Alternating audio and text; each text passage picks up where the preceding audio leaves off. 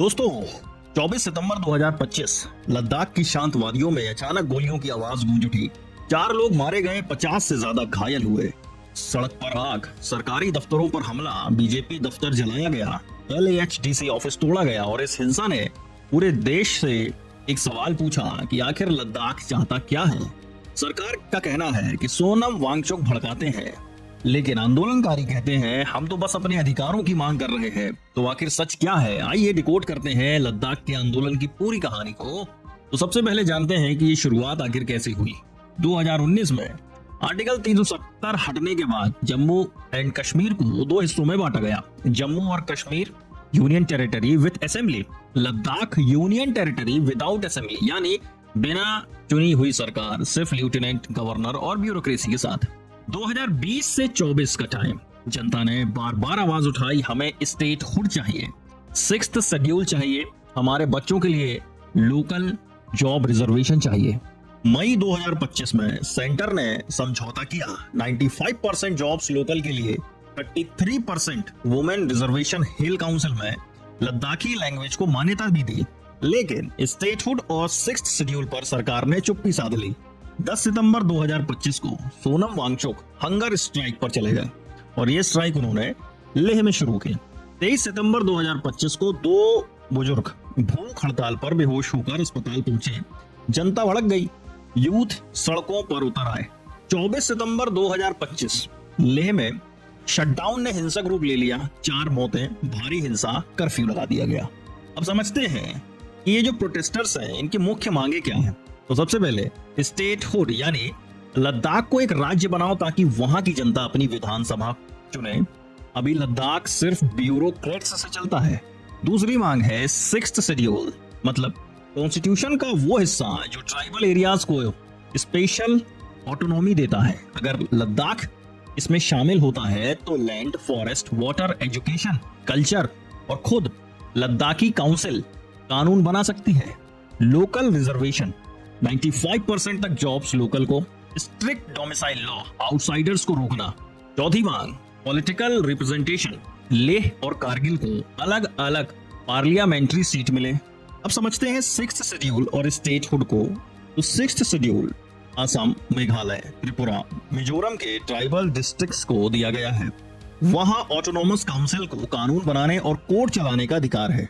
अब लद्दाख के मामले में यहाँ 80% से ज्यादा आबादी शेड्यूल ट्राइब है। एक्टिविस्ट कहते हैं अगर नॉर्थ ईस्ट स्टेट्स को 6th शेड्यूल मिल सकता है तो लद्दाख को क्यों नहीं। अब समझते हैं स्टेटहुड को, मतलब अपनी असेंबली, अपने मंत्री, अपना बजट, स्थानीय मुद्दों पर कंट्रोल। अभी लद्दाख की जनता के पास कानून बनाने की कोई शक्ति नहीं है। अब समझते हैं ये 24 सितंबर का जो बवाल हुआ वो कैसे। सुबह तक प्रोटेस्ट पीसफुल था, यूथ ने बंद को बुलाया, लेकिन भीड़ के एक हिस्से ने बीजेपी दफ्तर और LAHDC ऑफिस में आग लगा दी। पुलिस ने कहा कि हम पर पथराव हुआ, हमें गोलियां चलानी पड़ी, 4 मौतें हुई, दर्जनों घायल हुए, सड़कें जलती रही, हाईवे पर धुआं, पुलिस पोस्ट जलाए गए, सरकारी गाड़ियां पलटाई गईं। यह लद्दाख की अब तक की सबसे खून खराबे वाली झड़प थी। अब समझते हैं सोनम वांगचुक वर्सेस सरकार। सरकार का आरोप है कि सोनम वांगचुक ने अरब स्प्रिंग जैसे शब्द बोलकर युवाओं को भड़काया, लेकिन इसके जवाब में वांगचुक ने कहा कि मैंने बार बार लद्दाखी और हिंदी भाषा में अपील की कि हिंसा रोक दो। गोलियों की आवाज के बीच भी कहा कि ये रास्ता हमारा नहीं है, लेकिन ब्लेम गेम चालू है। सरकार ने वांगचुक की NGO SECMOL का फॉरेन फंडिंग लाइसेंस रद्द कर दिया।